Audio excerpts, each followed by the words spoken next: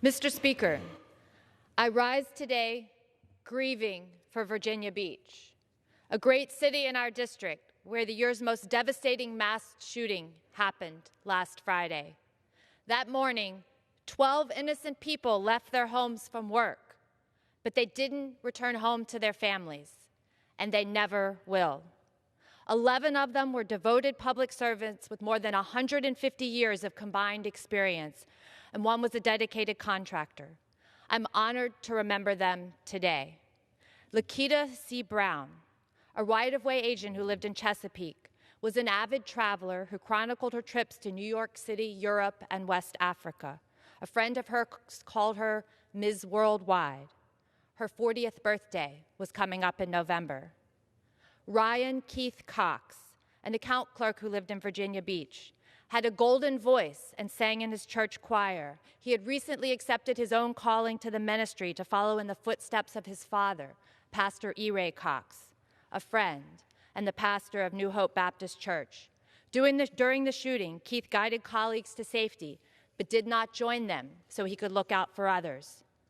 Tara Welch Gallagher, an engineer who lived in Virginia Beach, educated the public about clean water and served her city for 6 years.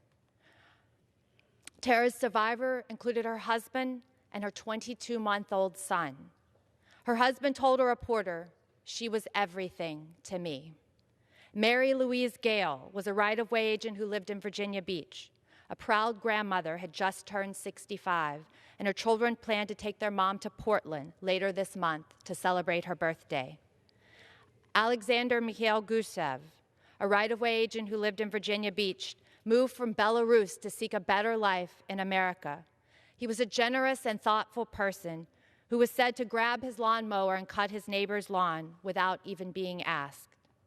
Joshua O. Hardy, an engineering technician who lived in Virginia Beach, was a loving uncle, a healthy eater and runner. He smiled on the job and found time to write a beloved children's book that spoke about youth about strangers in their midst. Michelle Missy Langer, an administrative assistant who lived in Virginia Beach, loved the Pittsburgh Steelers, Paul McCartney, and the ocean. A friend said, "I will miss her smile and her hugs. That's the hardest thing." Richard H. Nettleton, an engineer who lived in Norfolk, helped design, install, and maintain Virginia Beach's water and sewer systems.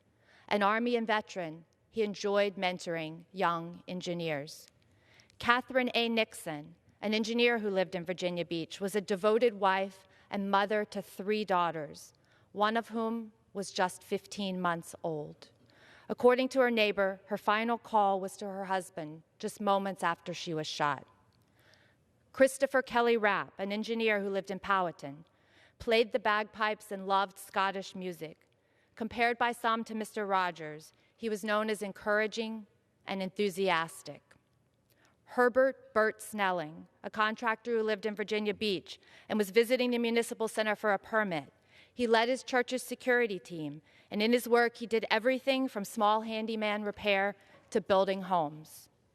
Robert Bobby Williams, a special projects coordinator who lived in Chesapeake, worked for Virginia Beach for 41 years. He helped build the seawall in our city and planned on retiring this year to spend more time with his family. The losses here will never be replaced, but so many heroes emerged to prevent further horror. Over the weekend, I saw heroic first responders, police, fire, and EMS personnel who ran into the line of fire to save others before comforting our community in the immediate aftermath of this tragedy. As the hours and days go by, we hear tens, if not hundreds, of stories of the heroism of individuals who helped save lives during this tragic event, including the officer among first responders who, in the performance of his duties, took a bullet to protect our community and was, by the grace of God, saved by his protective vest. I saw unbelievable bravery at Sentara Hospital, where Sunday I had the honor of visiting a survivor of the shooting. She clasped my hand as I stood at her bedside, and her strength and resolve were palpable, as she had only narrowly come away alive.